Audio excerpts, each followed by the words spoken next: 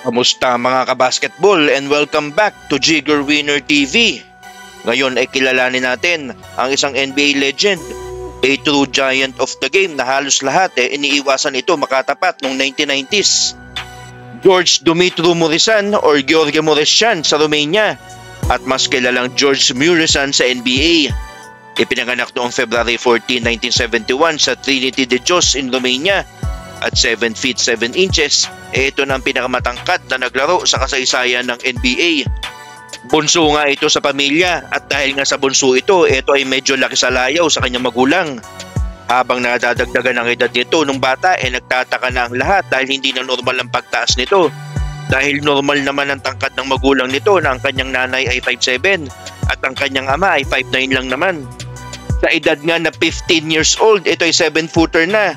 Ito ay hindi dahil sa genes nila, kundi ito ay dahil sa pituitary gland disorder na kung tawagin ni acromegaly na isang rare condition na nagpo-produce ang katawan ng too much growth hormone. Despite his size, hindi basketball ang hilig nito, kundi soccer. Hanggang isang araw, dahil sa dentist appointment, dito na pala magbabago ang lahat. Dahil ang dentist ang tumingin sa kanya isang basketball referee at hinikayat siya nito subukan ng basketball dahil nangihinayang nga ito sa tangkad niya. Sa hikayat na yun, doon na nagsimula ang paglalaro ni George ng basketball. Ang walang kamuwang-muwang nga na 15 anyos na malaking batang ito pinasok ang mundo ng basketball. Nung una height lang talaga ang puhunan niya sa paglalaro. Kahit mismo si George aminatong walang mahita ang coach niya sa kanya. Pero dahil nga sa kagustuhan niyang mag-improve, unti-unti niyang nahasa ang talento niya bilang basketballistang dapat pumosisyon sa ilalim. Kaya noong 1991, ito ay naglaro sa kauna-unahang niyang professional basketball club sa Romania.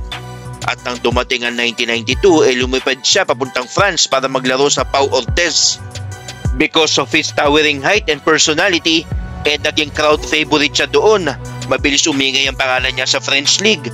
At nang makakuha nito ang titulo sa French League Cup that year, his coach decided na isa lang siya sa NBA draft.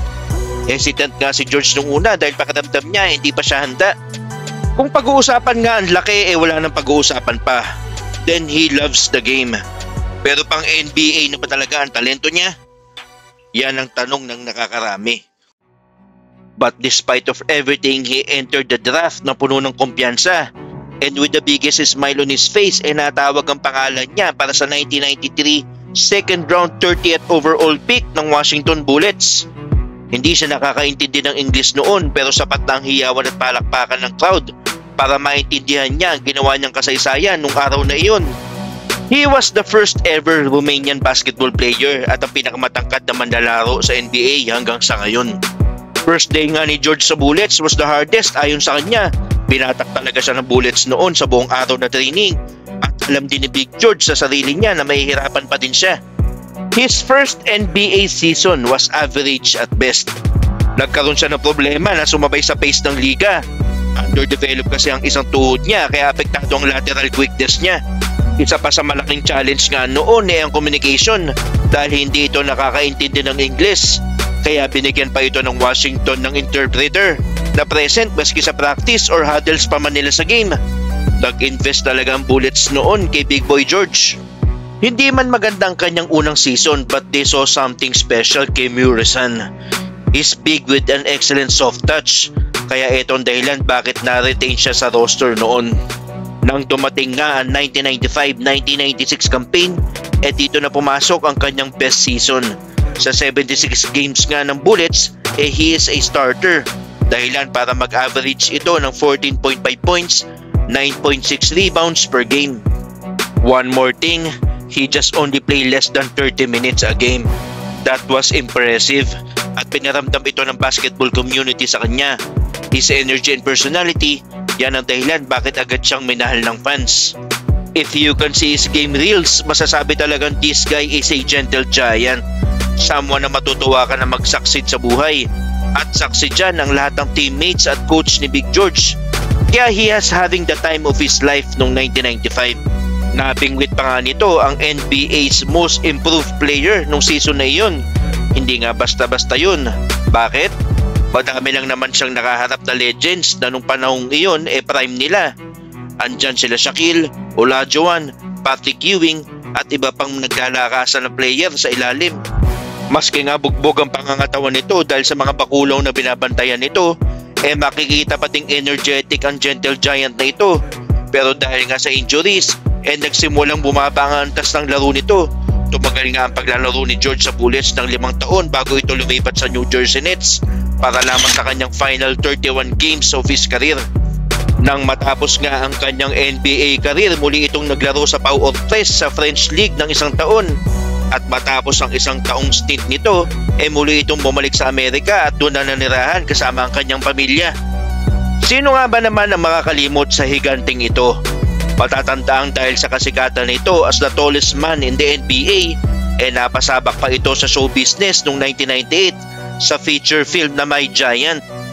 Naisama pa nga ito sa music video ni rapper Eminem sa breakthrough single na My Name Is. And he appeared in commercial for Snickers Candy Bar. In 2004, nagtayo nga sa Murrisan ng basketball camp para sa mga batang nangangarap makarating sa NBA. George Morrison's story is one of perseverance and inspiration. He defied limitations, embraced his individuality, and carved his name in NBA history. Naging maiksi nga ang karir nito dahil sa injury nakakapanghinayang dahil mahaba pang tatahakin ng pangalan niya kung hindi siya pinutakte ng injury. His legacy as a gentle giant and a skilled player continues to inspire fans worldwide. Jersey number 77, George Morrison.